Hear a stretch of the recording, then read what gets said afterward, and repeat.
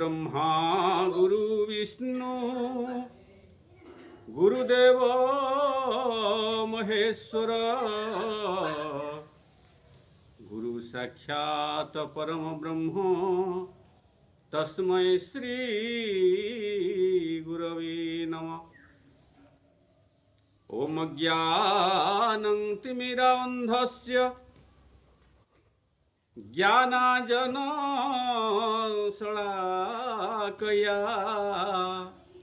चक्षुरुन्मीलितं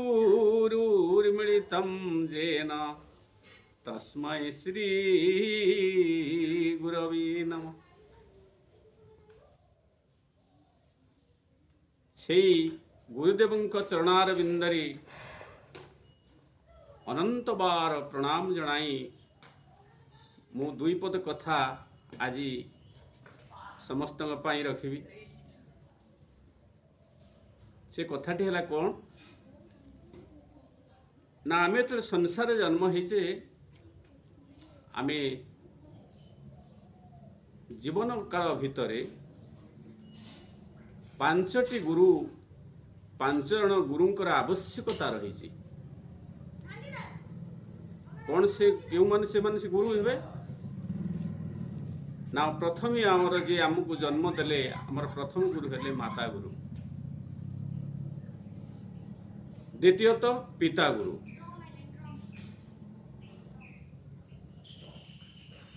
ତୃତୀୟରେ ଆମର ଦରକାର ବିଦ୍ୟା। ଜୀବନର ବିଦ୍ୟା ହିଁ ସର୍ବଶ୍ରେଷ୍ଠ ସମ୍ପଦ।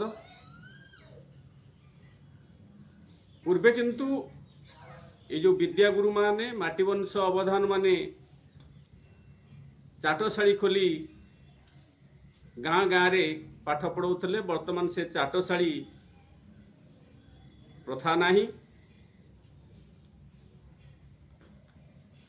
ଆମର ମଧୁବାବୁଙ୍କ ବିଷୟରେ ଯେତେବେଳେ ଦେଖାଯାଏ, ସେ ମଧୁବାବୁ ତାଙ୍କ ଜୀବନ ଚର୍ଯା ଭିତରେ ସେ ଲେଖିଛନ୍ତି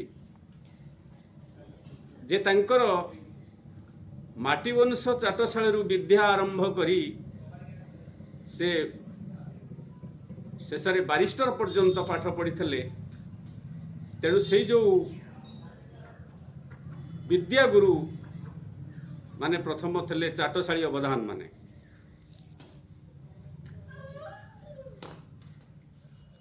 ଚତୁର୍ଥରେ ଆପଣମାନେ ଜାଣିଛନ୍ତି ଯେ କର୍ଣ୍ଣଗୁରୁ ଆବଶ୍ୟକ। ଆମେ ସମସ୍ତେ ଜାଣିଛେ ପ୍ରାୟ ସମସ୍ତେ କର୍ଣ୍ଣଗୁରୁ ତାଙ୍କ ଜୀବନରେ କରନ୍ତି। ଏବଂ ଶେଷରେ ଯେତେବେଳେ ବୟସର ତାରତମ୍ୟ ଭିତରେ ଜୀବନର ପଥ ପ୍ରଦର୍ଶକ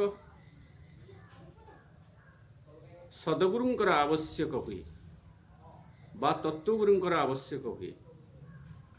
ଯେକି ସେ ଶ୍ଲୋକରେ ଆମର ଲେଖିଲେ ଅଜ୍ଞାନ ତିମିରା ଅନ୍ଧସ୍ୟ ଜ୍ଞାନାଞ୍ଜନ ଶଳାକୟା ଚକ୍ଷୁରୁନ୍ମୀଳିତଂ येन ତସ୍मै ଶ୍ରୀ ଗୁରବେ ନମଃ।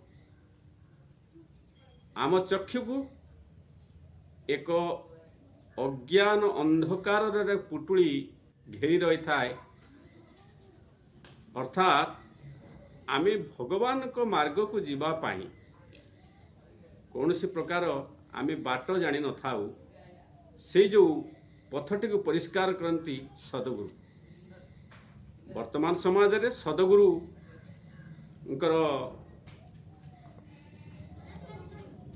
ଯେଉଁ ଉପଦେଶ ବର୍ତ୍ତମାନ ଆମେ ତ ମାନିବାକୁ ପ୍ରସ୍ତୁତ ନୁହେଁ, କିନ୍ତୁ ସେଇ ସଦଗୁରୁ ମଧ୍ୟ ମିଳିବା ବି ବର୍ତ୍ତମାନ ସମାଜରେ କଠିନକର ବ୍ୟାପାର ହେଇଯାଇଛି। ତେଣୁ ଜୀବନରେ ସଦଗୁରୁଙ୍କର ନିତ୍ୟାନ୍ତ ଭାବରେ ଆବଶ୍ୟକ ରହିଛି।